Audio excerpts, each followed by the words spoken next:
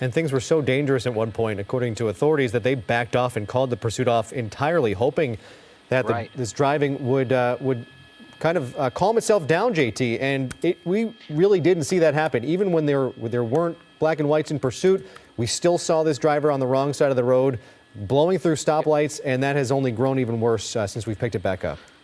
Oh, wow. Yeah, when they did back off the pursuit and they canceled the pursuit, he slowed down a little bit, but he still was reckless by driving on the wrong side of the road, going over center islands, and then as soon as Orange County they got into it, they picked it back up. We are just east of the Long Beach Airport here. We're on Wardlow.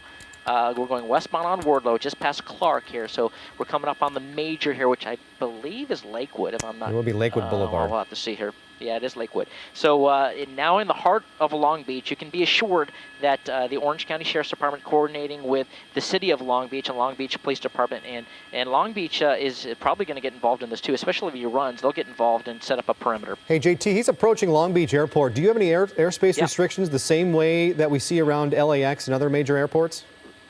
Well, no, not really. I mean, as long as we're right over the airport now, and we're my pilot Brendan Riley coordinating with them, and we're actually moving into the terminal area. This is the terminal area of Long Beach Airport. Not too far from the terminal area here, as we're going to lose them behind here, but coming back on Barbara Longden Signal Hill Street. But this is, there's not too much commercial airline traffic here in Long Beach, but when there is, it goes out of this area here. So I'm going back through the Horseshoe area here on Donald Douglas Drive, right next to the Long Beach Airport. But as far as your question on the restriction, no, we're good here. They know we're here. Now, if we were to wind up on their final approach for the traffic coming here, that might be a different story. So they always work very well with us to try to keep us over these things so we can continue to bring them to you. But this is a really dangerous area, just watching overhead, JT. Oh, right there. People are trying to get out of their way. But you saw, I mean, we've seen a lot of pedestrians, even people with their luggage. And you see a spike strip, and he didn't go on it. Yeah, he drove right around it. They didn't get it quite extended. Sometimes that's difficult to do here. He's back out towards Lakewood here, and we're going to be going southbound. They got it through. They got it thrown out in front of him, but it kind of curled up and didn't quite get it out there quick enough, and he wasn't able to maneuver around it. But that would be a great thing if they can get wrong side of the road here, southbound on Lakewood, and the northbound lanes. A couple of the units followed over there, so that'd be a great thing if they could get a spike strip on this guy. That would be at least one measure to get him to slow down and stop here. But yeah, this is never good to see. Lakewood Boulevard this time of the day, northbound, very busy. So not good at all here. So dangerous. He's doing speeds of 45, 50. Now he's running right there, splitting the traffic.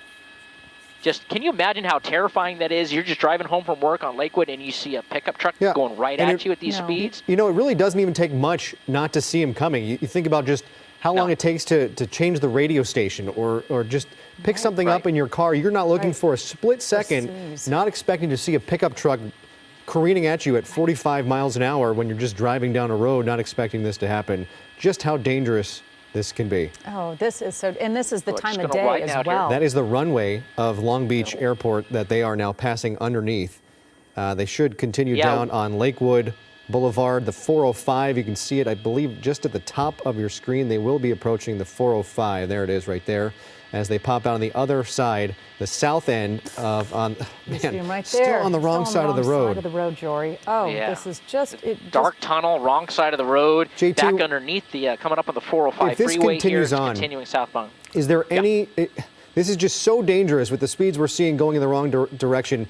Would authorities take any kind of drastic measures and just, not necessarily even think about a pit maneuver, but just do whatever they can to get this guy to stop before someone dies? Well, again, every department's got their own policy on it, and the pit maneuver, I believe at this point, if they get the chance to, they're constantly, the incident commander constantly weighing, is this guy going to hurt or kill somebody? Then they have to kind of escalate their use of force, if you will, to try to get it stopped. Now, they tried this spike strips. That hasn't worked. They haven't tried a pit maneuver that we've seen yet.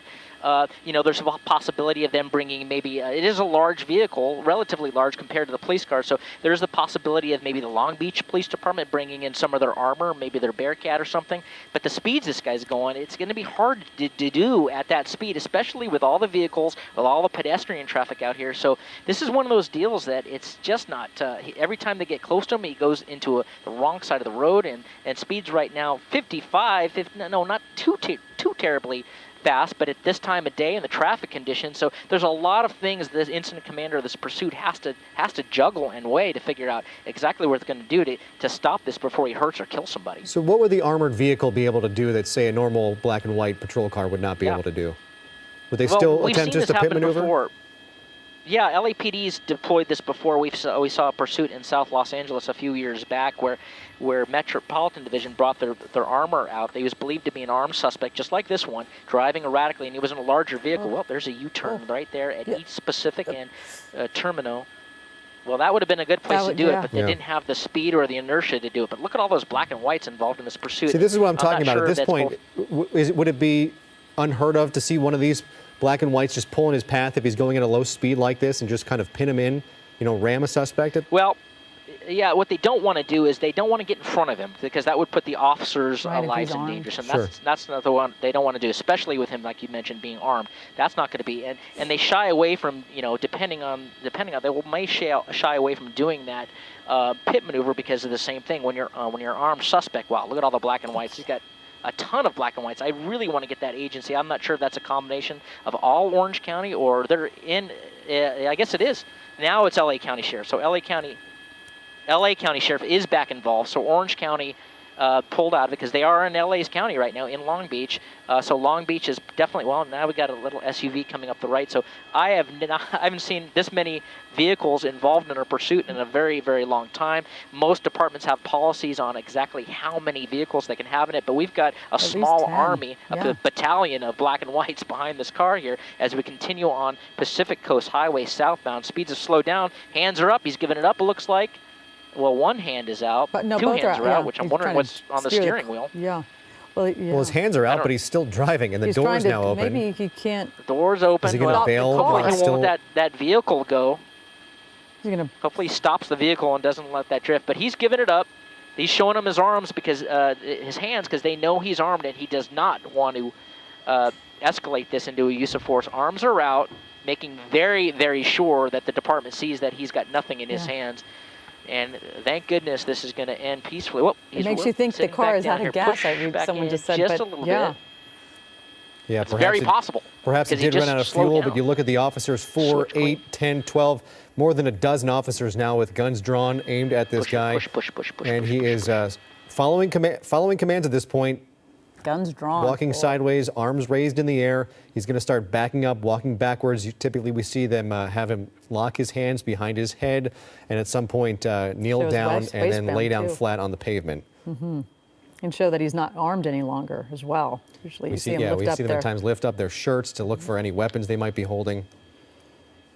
Yeah, everybody's got a little bit different tactics on how they do a felony prone here. They're going to take him down to his knees. They're going to lay him down on his stomach. Well, actually, they're not. They're going to hook him right up. Boy, this could not have ended any better for what this guy was doing. It is so fortunate that they got this guy in custody. We'll see if they recover a gun out here. Now, they still have to clear that truck. Now, shortly before this ended, we did see him throwing papers out of that truck coming out of the passenger side. So it's uncertain if there's a passenger in here, but they're going to make sure, well, the way they're handling it, there may be someone else in that vehicle.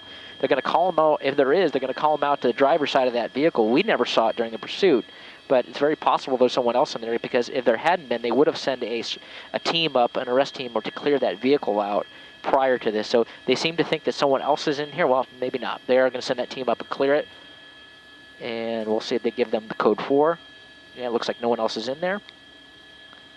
And they're reaching in there, but well, hold on here. Yeah, no, that was just the looks seat to be clear. Pushing so forward. Come back to the suspect here, and he is in custody, and he's being searched thoroughly because he was reported to be armed before they put him in that black and white. But I can't tell you, we really did not think this one was going to end well up here in Air 7 HD with the way he was driving, and it's just so fortunate that that he's in custody again with no one hurt or injured. We know he did. And he did get a couple little minor scrapes. Right, but even with property damage, how few, the small number of vehicles that were damaged.